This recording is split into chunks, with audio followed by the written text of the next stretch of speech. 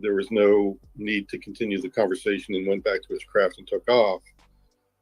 We went on up to the Black Mountain, and I had a strange compunction, even though it was deathly cold out there, to go eat my lunch outside. And I don't remember. I remember walking about 150 yards down the dirt road from the schoolhouse, and then I don't remember much else after that. But I have these flashes of memory of a star map. I have a flash of memory of being about 150 foot above the schoolhouse and seeing the rooftop. And also being at the Community College of Nevada, where I was taking classes, because I had mentioned that when he was dissatisfied with me pointing him to, perhaps, some of the people in the program, maybe they can help you.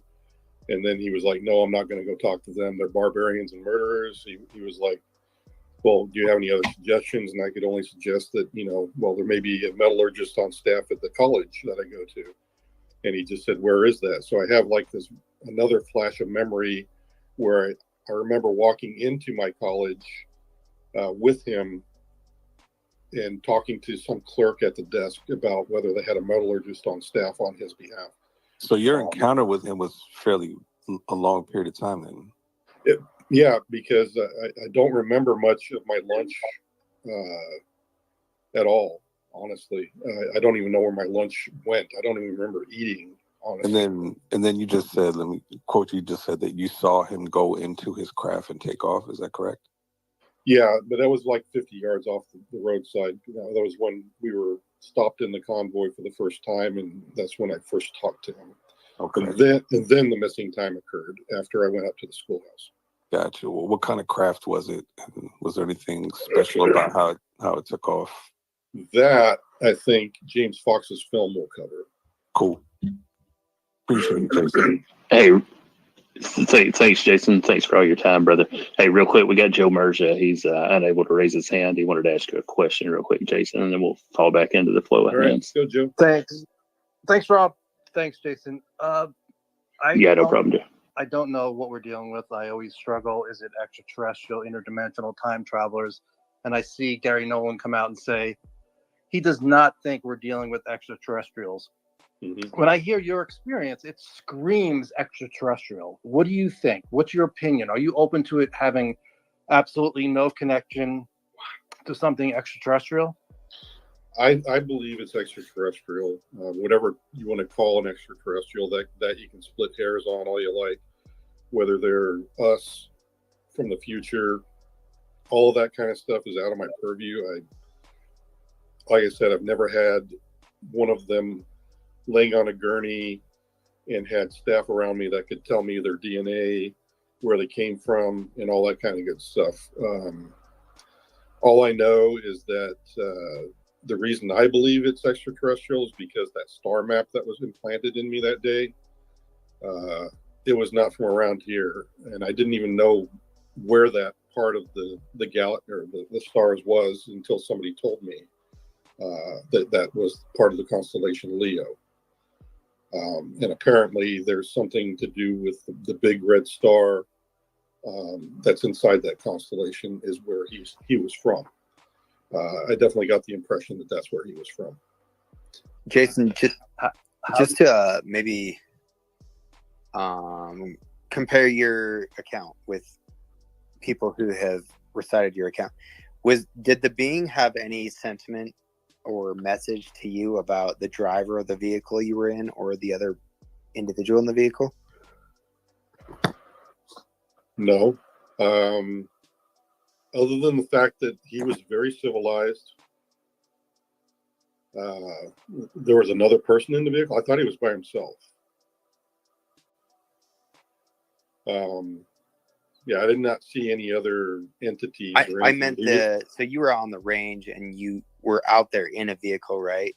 And there was. Oh yeah. There were other people in the vehicle, and yeah, it's what Steve said. I think Steve knows more about that than I do. I've been told. I tried reaching out on the behalf of the task force to those individuals, but they all ghosted me.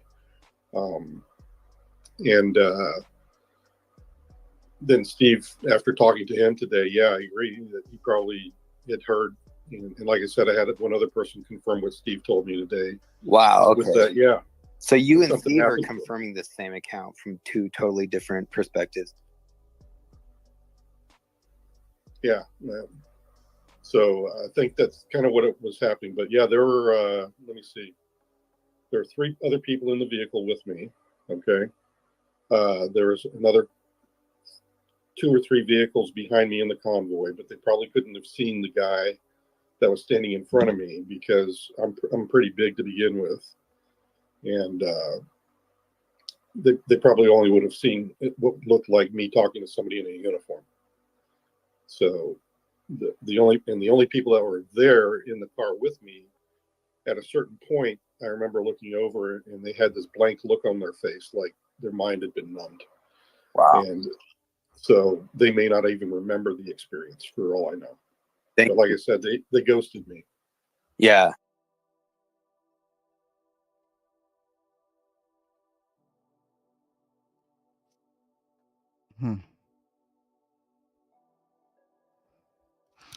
I think that you all should hear this. Because I can't get out of my mind through all of this.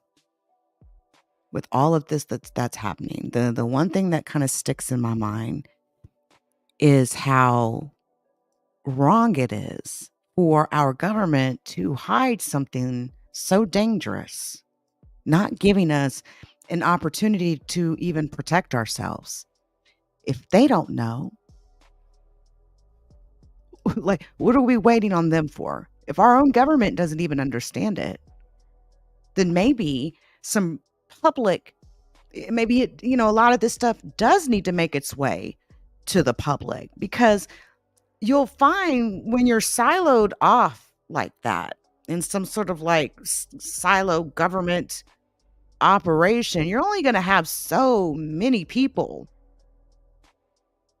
working on anything at one given time, meaning, you know,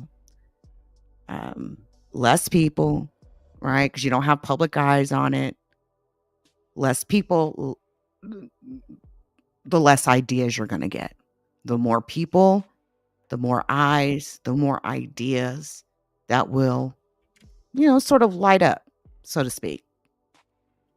And I think we've seen some examples of that in the way, and I'm not giving NASA props here, because NASA loves to Photoshop images, and there's been this whole thing that I classify like Mars ivy. There's definitely some growth of something that occurs on Mars, especially on those selfie pics, those rover pics.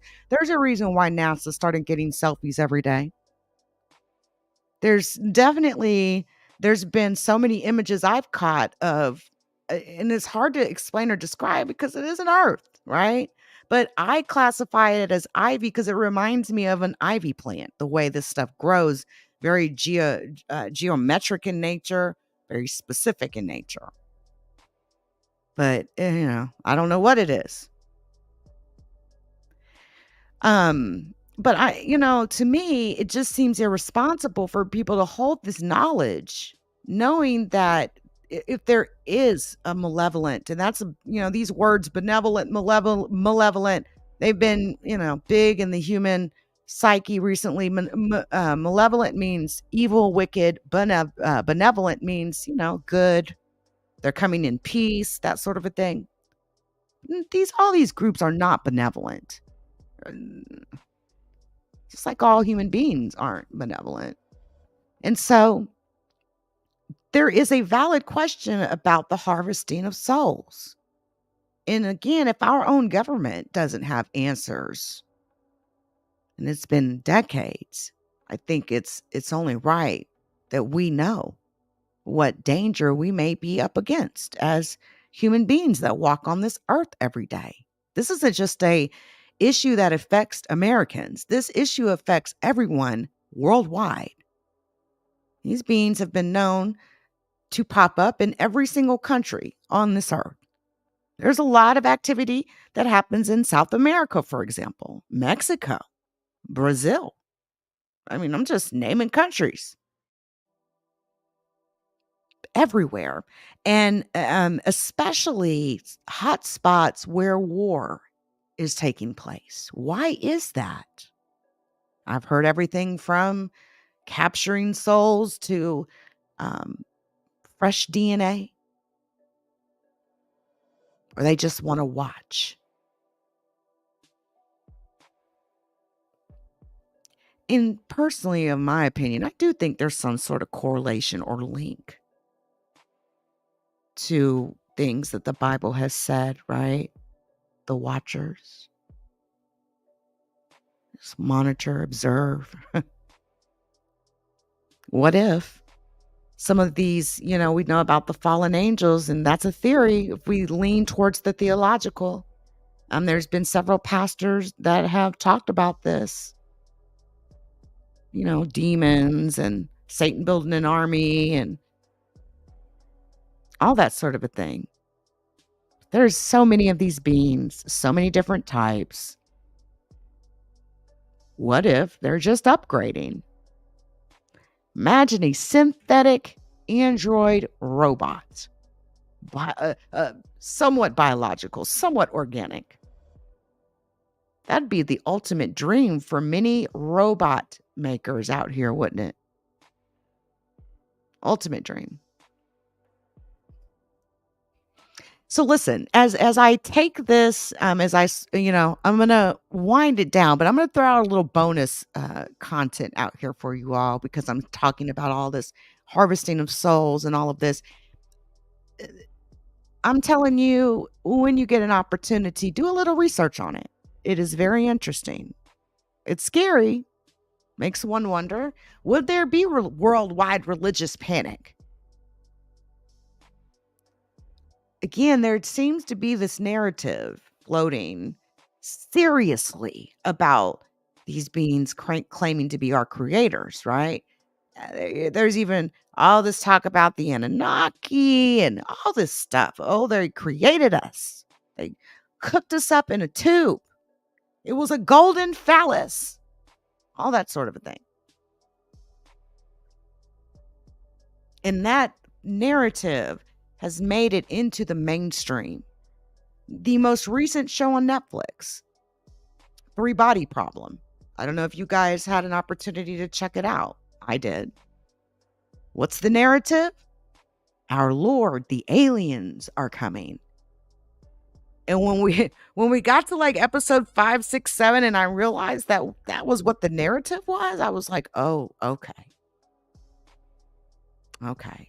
This has been something they've been talking about in government circles for decades. Is this part of what disclosure looks like?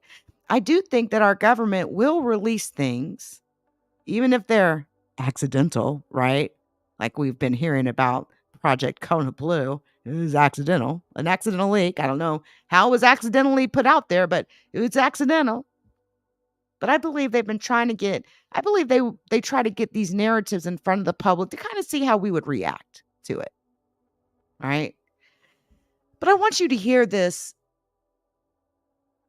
story by Ted Rice. Again, shout out to Alien Talk. I want you to hear this. This is, again, Ted Rice speaking with Stuart, who is the podcast creator over there. I have no words. I'm just going to let you hear it. We were a group of us living right around the mobile home where I was living in Shreveport, Louisiana. We were all taken one night, out of sleeping as we were, taken out of our